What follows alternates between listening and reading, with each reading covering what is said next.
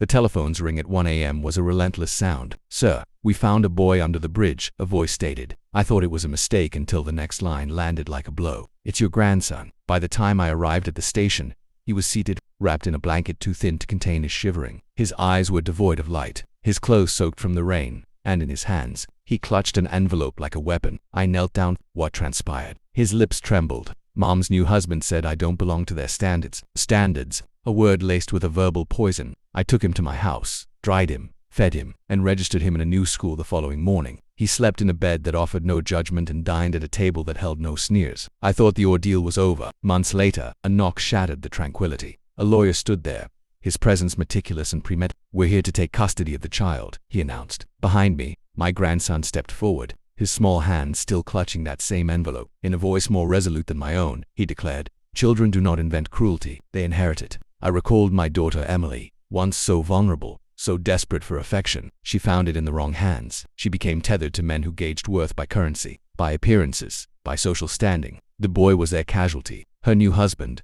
the man in expensive suits and a vacant grin, desired a family that mirrored his own reflection. My grandson did not, so he was discarded. And now, through the apparatus of the courts and official documents, they sought his return. Not out of love, but because a public image demands consistency. I observed the lawyer present me with documents, custody motions, a list of demands that were an act of pure hubris. My grandson remained close, the envelope pressed to his chest. His silence allowed a condemnation than any of their words. Inwardly, my anger moved with surgical precision. There was no outburst, no shouting, only the cold recognition of a betrayal more profound than any conflict. A mother abandoning her own child, a man discarding blood as if it were common dirt. They presumed that power lay in fortune, in law, in signatures. They did not comprehend me. I would not contest them in their arrogance yet. I began gathering evidence. School reports showing his grades had soared after living with me. Medical checkups confirmed he had gained weight and healed his bruises. Letters from teachers praised his progress and the return of his laughter. I delved into their finances, his stepfather's hidden debts, obscured under a veneer of polished credit. I even found my daughter's own admissions buried in old text messages. She had forgotten I could still access and save screenshots. And the envelope my grandson clutched, he never let it leave his grasp, not even at night. When I inquired about it, he only whispered, "Not yet." So I waited. The lawyer returned, the paperwork filed, a date set. Courtrooms may have rules, but truth remains untethered. In the quiet solitude of my home, I honed the truth into a blade. Not for them, but for him, the boy who had learned too early that family can morph into predators. I made a silent promise. They will not reclaim him, not while I draw a breath. The courtroom was filled with the scent of aged timber and arrogance. They sat opposite me, my daughter avoiding my gaze, her husband smug, confident in a legal system that so often favored the wealthy. The judge perused the documents with an air of detached disinterest. Then my grandson stood, too small for the gravity of the room. He held out the envelope, the same one from the bridge. The judge nodded. "You may speak," he said. The boy's voice trembled slightly, yet it carried. "They left me under the bridge with this," he said, handing it over.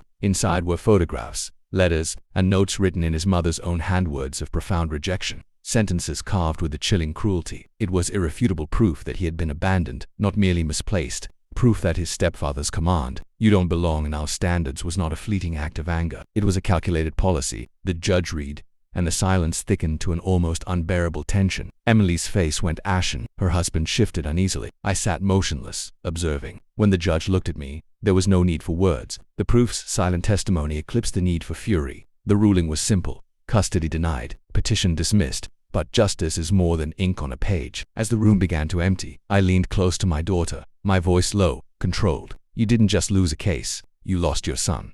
Her lips trembled. "Dad," she began. Her husband attempted to interject, but I cut him with a glance, the kind learned in a different kind of conflict. They departed, hollow and humiliated. My grandson sat beside me, the envelope finally resting on the table. Empty now, its purpose fulfilled. He looked up at me, not with apprehension or doubt, but with something else entirely, trust. And that was my victory. That night, he slept without clutching the envelope. I sat in the darkness, staring at the folded papers on my desk, the evidence of betrayal, cruelty, and abandonment. There was no sense of triumph, only a profound clarity. Some wounds don't manifest with blood. They resonate. My daughter's choices, his rejection, the weight a child should never have to bear. But he was secure now, and safety is not a gift. It is claimed. I knew she would attempt to return. People like her always do, but she had already lost the only battle that mattered. For the boy no longer belonged to a world of fragile standards. He belonged to mine. They sought to take him away, but in the end, they were the ones left with nothing.